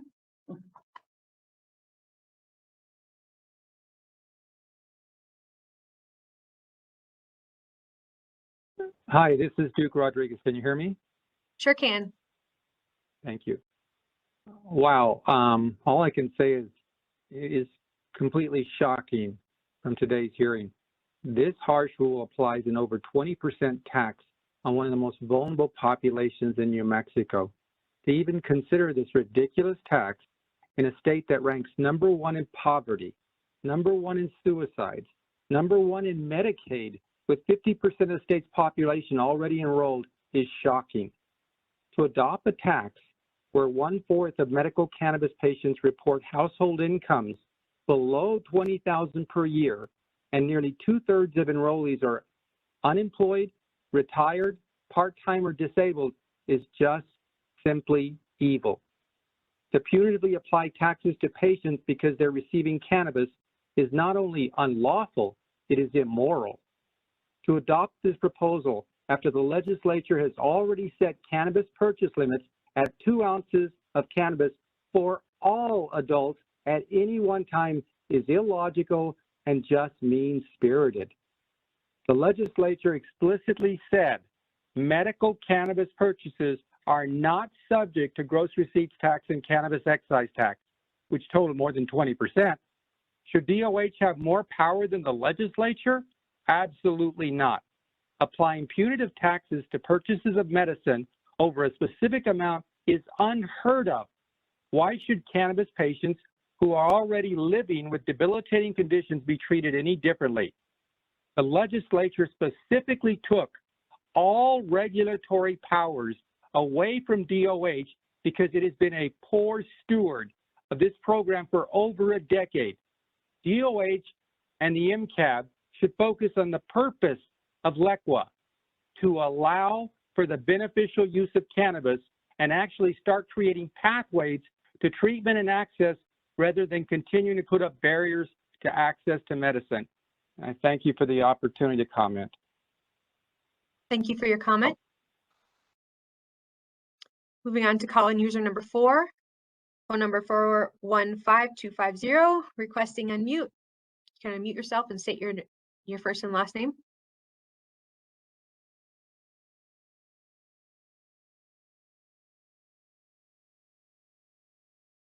Hello, can you hear me? Yes, we can. Hi, my name is Kylie Safa. As the original petitioner who has been referenced as the only source of supporting evidence for the proposed purchase limit increase, I feel it is important to set the record straight. This particular petition was first submitted to the Department of Health in March 2019. Here we are over 2 years later and in a whole new world of cannabis in New Mexico, and now DOH chooses to act.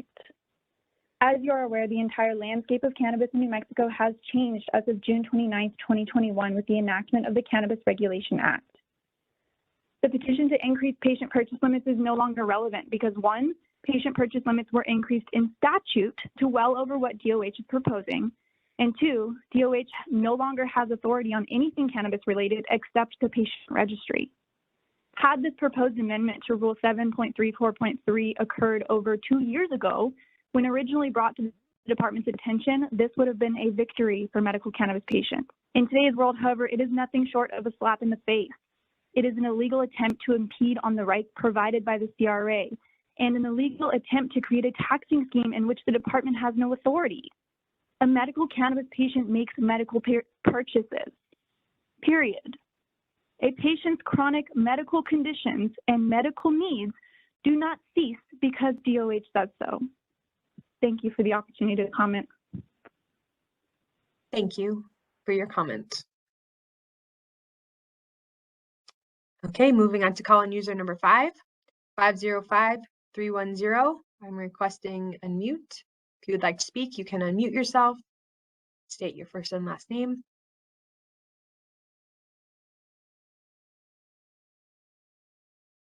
Again, if any caller would like to make a comment and I have missed them, please dial #3 and that will raise your hand. I will know you'd like to speak.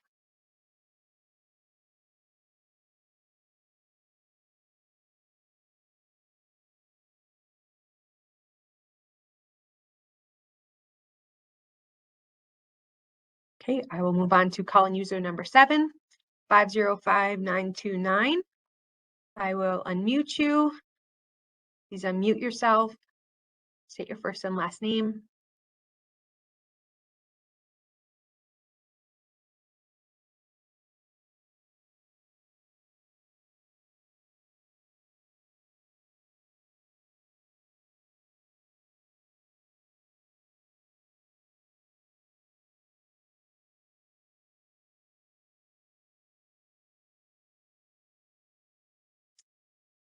Okay. Looks like we have no more individuals who would like to comment.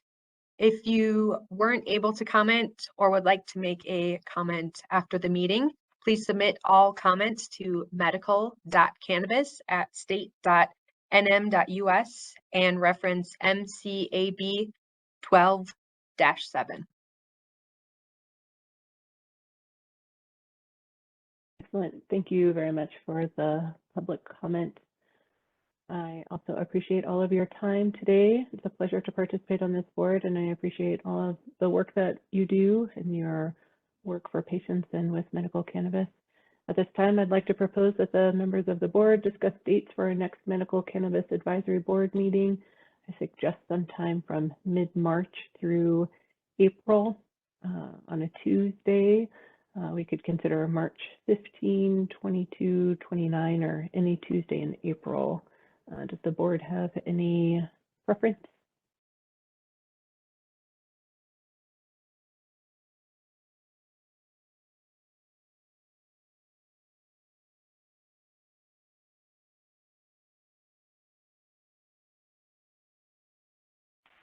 I propose that we have our next meeting on March 22nd. That's something that would work for, is there a second?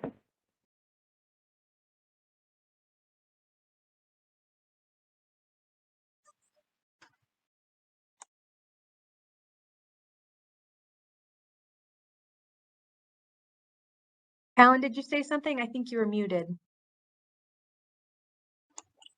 I said I would second that. Excellent. Thank you, sir. Thank you very much.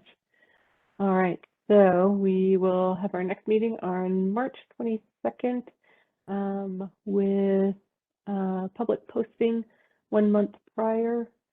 It is now 10:59 on December 7th. I motion that the meeting is adjourned. Is there a second?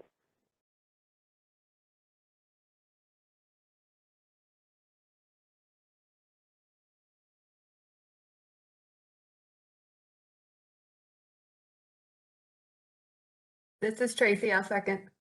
Thank you, Tracy. All right, thank you all very much. We'll see you in March. Thank you, everybody.